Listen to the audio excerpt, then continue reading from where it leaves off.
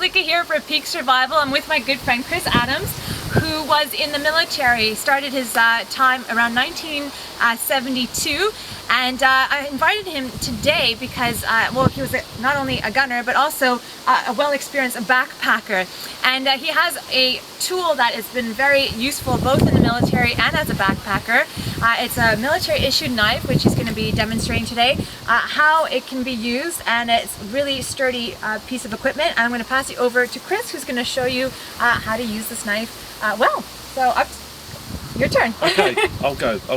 Okay, we won't talk about this as being a knife as a weapon, as most people understand a knife to be, but you need to understand this is a tool that is extremely useful in all circumstances. It will chop, it will dig, and it will also hammer like a hammer. Let me first please demonstrate how you can use it to cut through. Let's just try this first. You need to cut a little spike because you need to make yourself a basher. So a couple of little chops.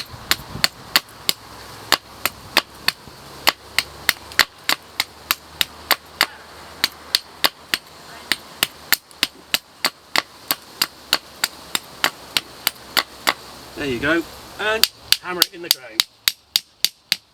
A good couple of inches. Nice and sturdy. Nice and absolutely nice and sturdy. Very nice. Now you can have them up this tall, little prongs on it, like I used to do in the past, like I did not long ago, and hung my mugs and mess tins from it, so they're there within reach. Sure.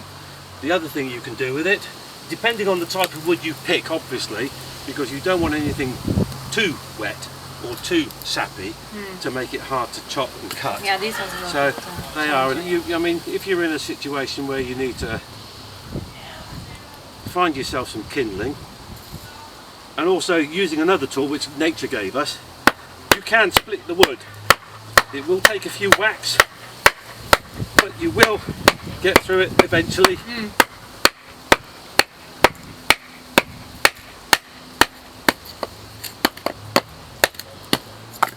It does take a lot of energy. It does take time, it does take energy.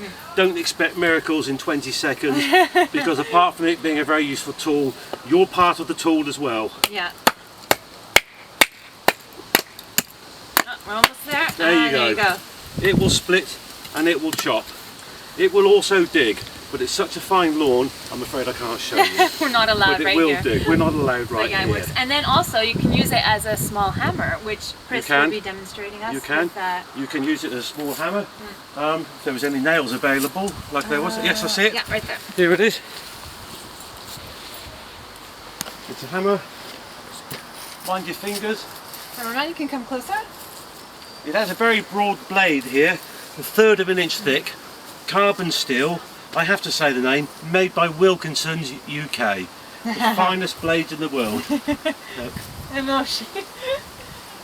Little start with the back of the knife to get it started, and then you can whack and hang anything off that. Yeah, your own blade. As much as you want. Water bags, gear, whatever you need to dry at the end of the day if it's gotten wet and whatnot. So very handy military issued knife. These can go between anywhere about 40-50 pounds-ish. Around that, yes. And anything less, you've got an imitation. Yeah. And it won't be any good for you whatsoever at all. Yeah. This one also is over 20 years old. And look at that. And it's done me proud. 20 years old and still in very good shape. Can I also add, Salika, yeah, most certainly. that because it's carbon steel, the sharpness of the blade will stay even if you've been digging the ground, which I'm not allowed to do here. But even if you dig in the ground, the honing on the blade will stay. It's also extremely easy to resharpen and re-hone. Very, very simple. A simple honing stone or a chef steel, and you've got back to what your original state was. All you need to do if you're going to store it, not use it for a little while, a little bit of WD-40, there's some advertising for us, rub it on, wipe off the excess, stick it back in the sheath, and it's good for the next year or two. Beautiful. It is a wonderful, wonderful tool and extremely well balanced, and it's good for anywhere. Thank you. You're very welcome. Yeah, so send me your suggestions on what kinds of knives you usually use, and if you have one of these, do send one of your reports on how well it's held through time. So I think we should also add simple and robust and versatile. I'm all about that. Yep. Terrific. Great. Thank you so much, Chris. You're very welcome.